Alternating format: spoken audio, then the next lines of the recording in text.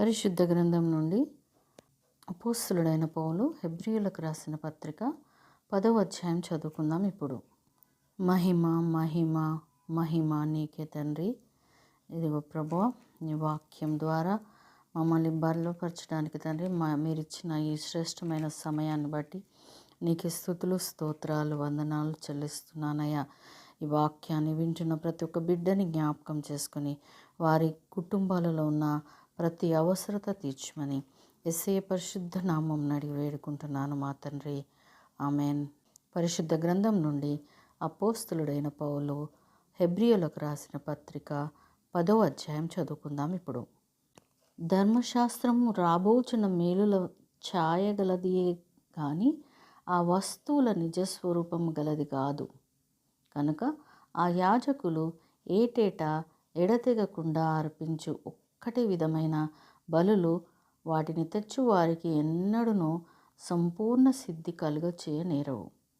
అలాగూ చేయగలిగిన ఎడల సేవించు వారొక్కసారే శుద్ధపరచబడిన తర్వాత వారి మనస్సాక్షికి పాపజ్ఞప్తి ఇకను ఉండదు గనుక వాటిని అర్పించుట మానుదురు గదా.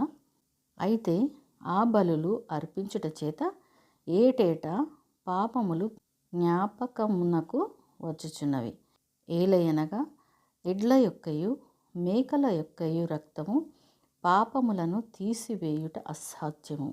కాబట్టి ఆయన ఈ లోకమందు ప్రవేశించినప్పుడు ఇలాగు చెప్పుచున్నాడు, బలియు అర్పణయు నీవు కోరలేదు కానీ నాకొక శరీరమును అమర్చితివి.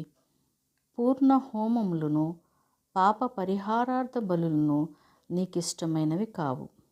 అప్పుడు నేను గ్రంథపు చుట్టలో నన్ను గూర్చి వ్రాయబడిన ప్రకారము, దేవా, నీ చిత్తము నెరవేర్చుటకు ఇదిగో నేను వచ్చి ఉన్నానంటివి.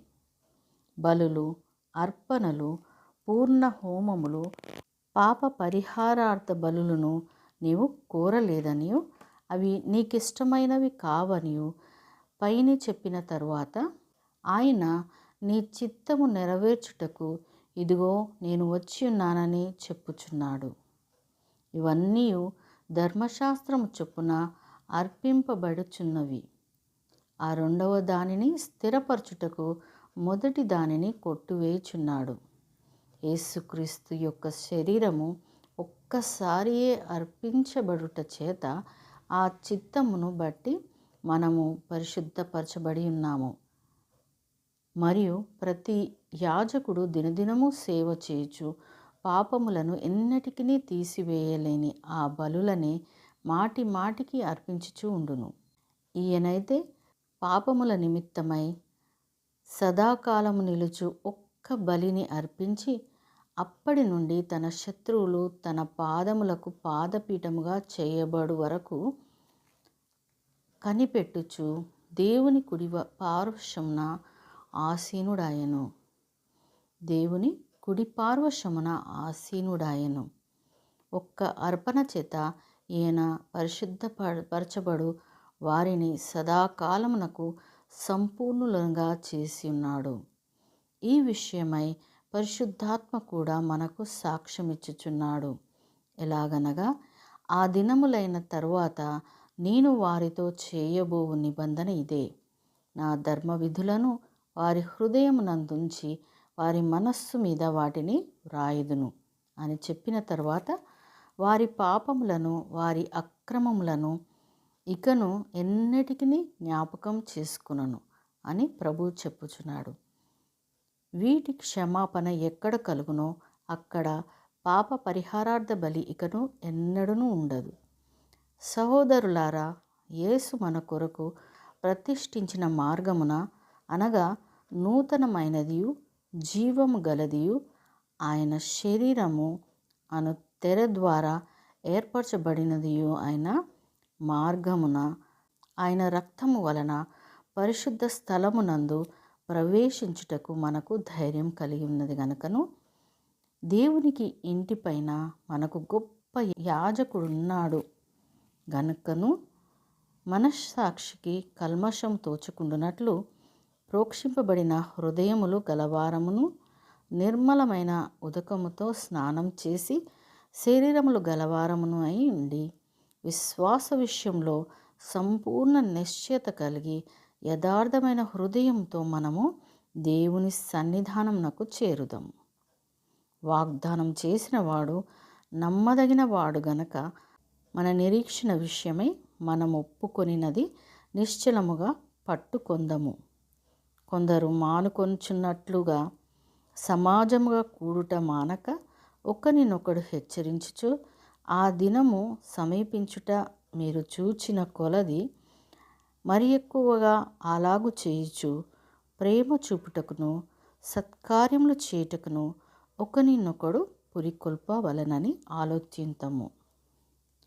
మనము సత్యమును గూర్చి అనుభవ జ్ఞానం పొందిన తర్వాత బుద్ధిపూర్వకముగా పాపం చేసిన ఎడల పాపములకు బలి ఇకను ఉండదు గాని న్యాయపు తీర్పునకు భయముతో ఎదురుచూచుటయో విరోధులను దహింపబోవు తీక్షణమైన అగ్నియు ఇంకను ఉండును.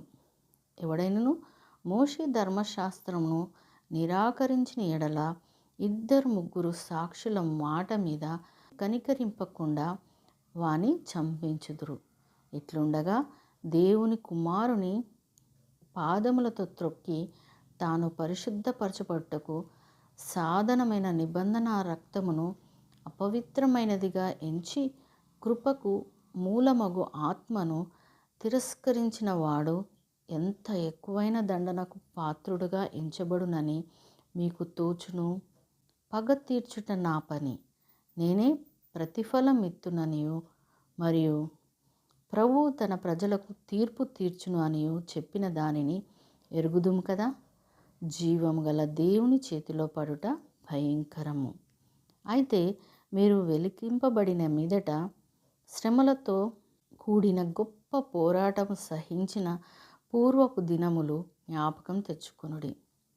ఒక విధముగా చూచితే మీరు నిందలను బాధలను అనుభవించుట చేత 10 మందిలో ఆరడిపడిత్రి.